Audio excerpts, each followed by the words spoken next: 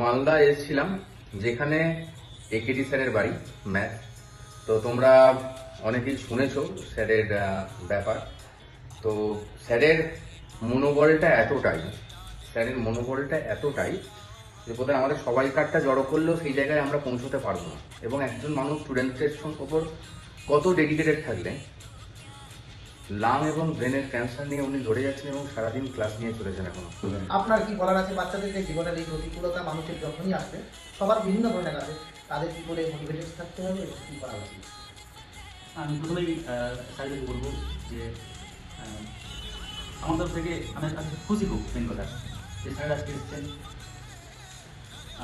তবে স্টুডেন্টের উদ্দেশ্যে যেটা বলবো, আমি স্যারকে বললেন ভালো করে পড়তে তোমাদের।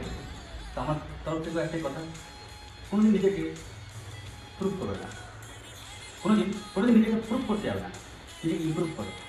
কারণ ইমপ্রুভ করলে গেলে না আর প্রুভ করার ব্যাপার থাকবে না। আগে কিন্তু আমাদের বলতে পারো মন্ত্রটা একদম আমাদের মাথায় ঠিক করে রাখতে হবে, দেখবে তবে সামনে করতে পারবে। এবং আমি বলবো যে ওই ম্যাথ যেহেতু পড়ান আর আমি জানি না, আমি নিজেকে ভাবতাম যে আমি খুব আল্ট্রাস্ট্রং ছেলে, হ্যাঁ, যাই হোক না কেন জীবনে বিশ্বাসটা ভেঙে গেছে। আজকে আমার কনফিডেন্সটা নড় করে কেন।